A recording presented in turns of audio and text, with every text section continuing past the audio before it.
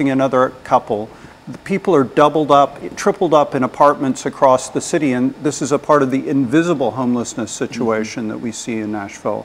And it causes terrible problems that we see throughout the city. The mayor interested in trying to do something about youth violence. Well, this is a huge part of the youth violence problem as well.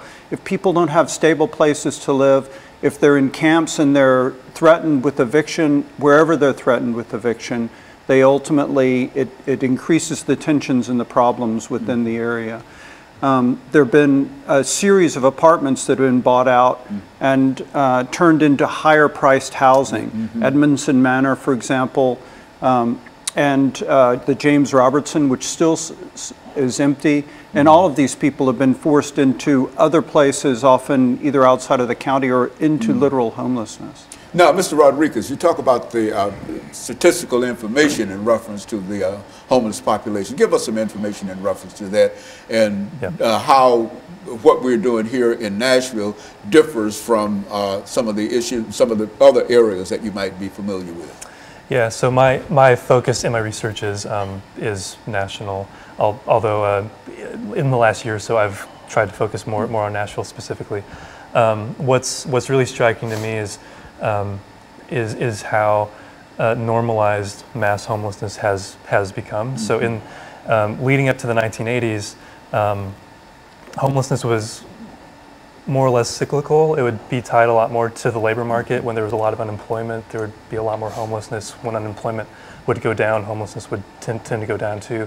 But starting in the late 70s, early 1980s, we started to see this sustained mass homelessness. And the bottom floor estimates today are about 500,000 nationally, although it's that's not counting a lot of people, so it's probably over 1 million at least. And so so one question I have is why is it we've gotten used to it. We've adjusted to homelessness having a place in our society at this level, and so we need to do something to introduce it. We need to realize a different ethic, really. But so one there are several approaches being adopted by Nashville to reduce homelessness. I mean, there's more of the preventive side, building affordable housing. That's what a lot of advocates here in Nashville are wanting to do. Once people become homeless, one debate nationally has been how do you what's the best way to get people back into housing? Yeah. And that's a real problem, you think, that, and you find that Nashville is no different in a real sense from a large number of urban areas, not only large areas, but I would imagine that if you go in Smyrna, you'll find the same kind of issue. Perhaps they might be more intense in Smyrna than they might be in Nashville, simply because Smyrna probably does not have the resources, really does not have the resources to deal with that as part of the population. And so what we want to do, and we're coming to the end of this second segment, what we want to do, we want to start with Howard here, and to talk about this issue of gentrification, because I think that is a real issue. And I think we see all of these great buildings going up in Nashville. We're becoming urban, but in a real sense, a large number of folks are suffering because of it. And so what we're going to do, we're going to take this first commercial break, and we'll be back with our audience following this very, very short commercial break.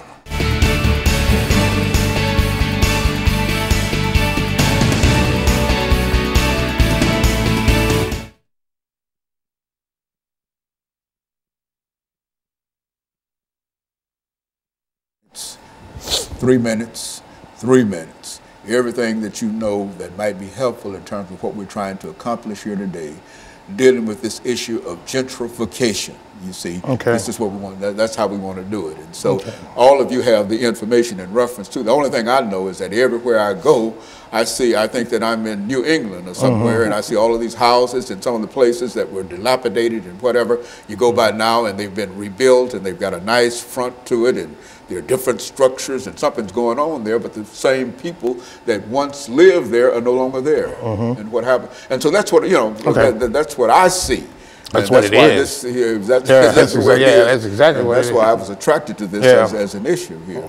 So you take about 3 minutes, you take about 3 minutes, you take about 3 minutes and deal with anything that you'd like to deal with this issue of what? Gentrification. Okay? This is the last segment of 3 times 5 is 15 segments we had today. Started at 10:30 this morning. I'm trying to get out of here before 2:30. And everything's gone quite well. What time is it now? 1:40? Yeah, we're way ahead of schedule. You can do a 30-minute show in an hour. 45 minutes, really. 30 seconds out. You got slave labor.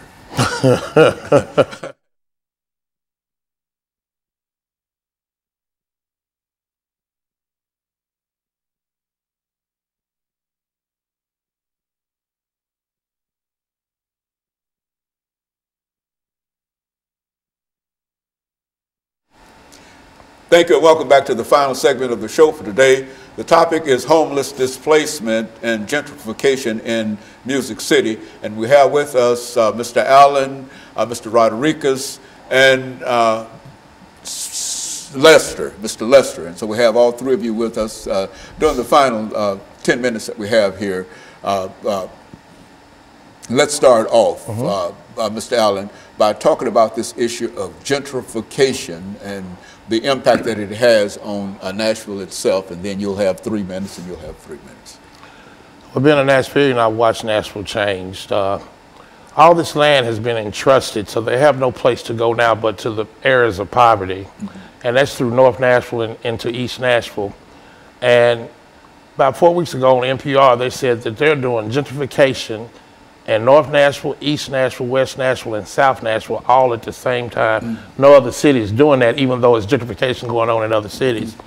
If you go into Salem Town, which is connected to Germantown, it looks the same now. And these people, if they didn't want to sell, they have a law called eminent domain, so they will take it. North Nashville, they are building all kind of condominiums up and down Jefferson Street. They were getting ready to try to put a police station there, and they're taking it one step at a time. When the Suffordale new baseball stadium, that kicked off the whole ball game right there, because all you have to do is cross over Jefferson and you go into Germantown. And we see it, and it's like the preachers aren't preaching about it or talking about it, and the people act like they don't understand what's going on.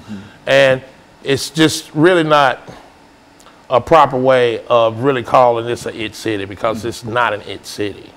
Because everybody does not have a place to live, to call sanctuary, call a home.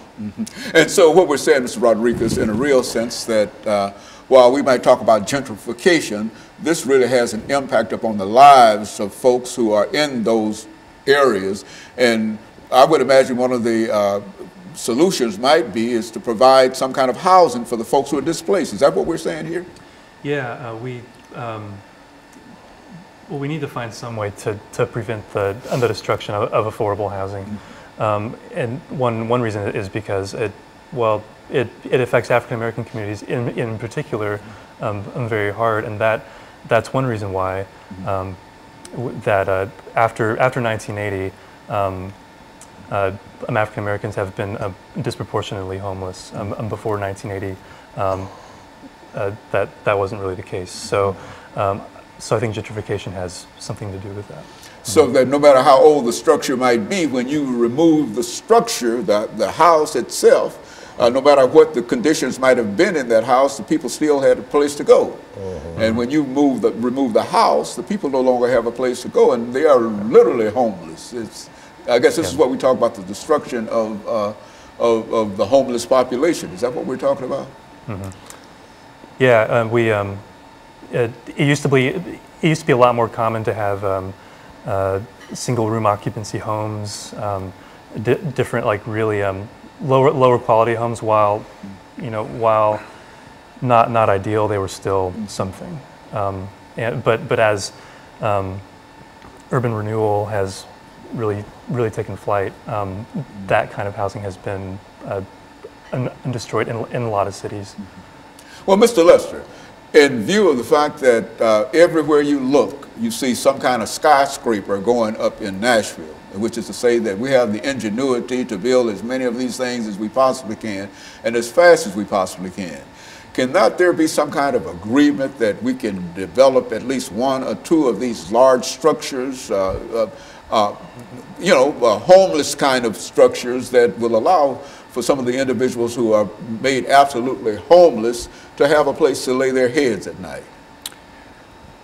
Well, you point to the building of these buildings. A large part of this is tax finance. They give tax breaks to large developers, over $300 million during the period of Carl Dean, to build these places that, the theory, I suppose, is that the prosperity will trickle down.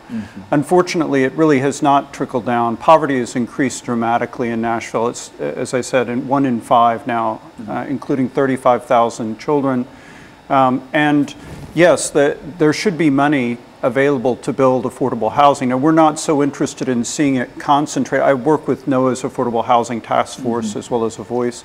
And we don't really want to see it concentrated in large projects, but units spread throughout the city so as that to break up the concentrated poverty. But also money can be provided to rehabilitate housing that is falling apart or that people are in danger of losing. The problem is the mayor has conceived of it as a relatively small problem. She's pledged $10 million this year and potentially more without a permanent source of funding. That's the amount we gave to the zoo in the past couple of years. The zoo has a capital campaign of $160 million, largely for an African savanna exhibit. We feel like the city should have a larger capital campaign for people who are either homeless or who are in danger of falling into homelessness. And so it's unimaginable to me, at least, that the city can't find a dedicated source of funding for the Barnes Affordable Housing Trust Fund to actually preserve and create new affordable housing. We believe 20,000 units are what's needed now. There are 14,000 people waiting for vouchers. And these are families, people with children, people that are citizens, taxpayers who've lived here for a long time that desperately need some assistance. Mr. Rodriguez, in view of the fact that you have some knowledge in terms of what's going on nationally in reference to the homeless population, what city do you believe, or what state do you believe is doing the best in terms of trying to deal with the problems that we're talking about here today? I mean, what state or city do you know that we can say that this is perhaps the best that they can do in reference to the homeless population dealing with this issue? Yeah, well, I would say New York City has had the most experience. There are probably other cities that maybe have been a little more experimental and maybe have more successful policies. I know Hennepin County, Minnesota, for example, has been talked about a lot. But New York City has been at this for a long time. So that's typically where researchers and policymakers tend to go if they want ideas for policy. Well, now, Mr. Lester, do you think that the kind of money that we spend on other issues outside of the homeless population, do you think that some of that money might be directed toward dealing with smaller units, not necessarily congregating everybody in one building, but dealing with smaller units over a widespread area? Yes, I think that would be definitely the preferred solution. The mayor's targeted some really good things towards providing more money for schools and the like, but I don't think she recognizes the severity of the problem and of the need for affordable and workforce housing. Over half the population of Nashville, the workers of Nashville, make less than $29,000 a year. And over half the renters are cost burdened. They can't really afford the housing that they're living in, which puts them in danger all the time of becoming, ending up on the street. That's exactly right. And so in a real sense, we've got a real issue here, but it's an issue that perhaps it can be solved by money. Money might not solve everything, but do you think that we can solve some of these issues by more money? I think so. That's one thing that it's going to take is money to change the policy, and then we forget about the large population that is incarcerated that have mental illness, and they don't need to be locked up, but one day they're going to be free, and they're not going to have a home. And the question that you asked Mr. Rodriguez earlier, if you look at Sacramento and Pasadena and Buffalo, they're doing a great job as far as eradicating homelessness right now. And so you would suggest those might be some issues, some areas that we might look in terms of policymakers and we're running out of time here, but let me thank the three of you for bringing that excellent information, because I think it gives us all, at least it gives me a better understanding of what's going on, because wherever I go, over in North Nashville, East Nashville, and et cetera, I see all of these New England style homes that are there, and I know that I understand all of these things are happening. And so let me thank you, and let me encourage our audience to tune in again next week for another informative edition of Comments. Thank you, and